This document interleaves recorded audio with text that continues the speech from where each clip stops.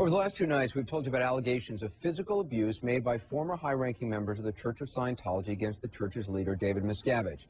Now, the church not only denies all those allegations, but says they come from people who are working together to destroy the church. And the church says one of the people making allegations was demoted and then removed from his senior position precisely because he was violent.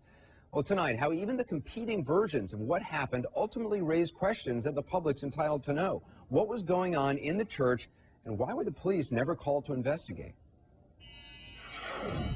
In late '03, there was a beating every day. And if it wasn't him doing it, it was from him inciting others to do it to others. In front of other people? In front of other people.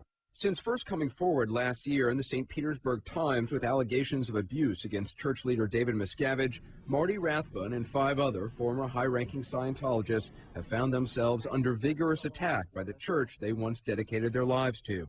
The former Scientologists are accused of working together to destroy the church.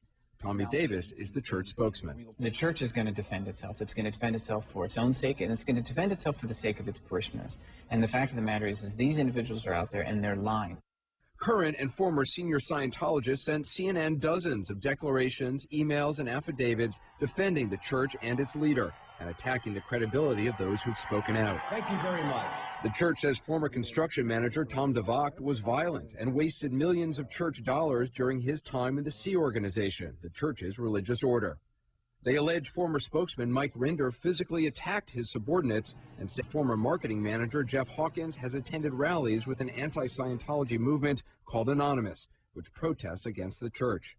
Most of the church's affidavits specifically name Marty Rathbun, whom they say assaulted members of the Sea Organization on numerous occasions. The affidavits are from people who said, within the church, who said that the beatings and the physical abuse was not perpetrated by David Miscavige, but was perpetrated by you. Right. Outright lies. I did some, and I didn't come in here ever telling you I was little Lord Fauntleroy and never did anything wrong. I'm no angel. I'm going to tell you I was involved in this. But for God's sake, to try to make it sound like I perpetuated the whole thing is just a complete and utter fabrication. In sworn affidavits, a number of church members make specific allegations against Marty Rathbun, including more than a dozen instances of physical violence. One person writes she witnessed Rathbun hitting a colleague, quote, about the head and in the face while yelling at him. Another writes Rathbun, quote, walked into the office and appeared upset with me, adding, he suddenly punched me in the stomach. And his own ex-wife says Marty Rathbun lives for war. People, many of them who you know very well, they all say David Miscavige is kind. They say he's hardworking, that he's a passionate man who's done really nothing but good for the church. They will say anything they need to say, Anderson. Current senior members of the Sea Organization say that while their former colleague Marty Rathbun was repeatedly violent, for many years, none of them informed the church's leader, David Miscavige. That guy had the streak of violence. 4 occasions between 2000 and 2002 to you, Mr. Starkey, as well as at least 5 incidents in 2001. So that's 9 incidents between 2000 and 2002. Yeah, that's Marty Rathbun. Marty Rathbun is gone. When it was found out, he's out of the church. So no one can answer me why David Miscavige was not informed for several years. I absolutely can answer you. Mr. Miscavige was not there. He was not there, but there are telephones, you have fax machines, you have emails. Yeah, Why was he when not somebody informed? blows up like a Marty Rathbun or commits something, you don't immediately pick up the phone and call the leader of a worldwide religion. Well, you have 4 years to do it here. So no one over the course of 4 years informed David Miscavige that a high-ranking member of his church. No, we have it. Plus, there's something you don't understand. You can Marty say yes Rathbun, and no. I'm just asking. Marty Rathbun was not in a top position when that happened at all. He was, and you know, he was a member of the Sea Organization. He was important enough to have an office next to you. Nobody informed David Miscavige this was going on. That's right. Here's the point: that when Mr. Miscavige was informed, Marty was removed. That's what matters. There's no physical evidence proving the former Scientologist charges, just as the affidavits supporting Miscavige and attacking his critics also cannot be verified. But surprisingly, though they disagree on who was perpetrating it, both sides describe a work environment inside the church where punching, choking, and kicking as a means of discipline and intimidation occurred on numerous occasions, and no one ever filed criminal charges or even called the police.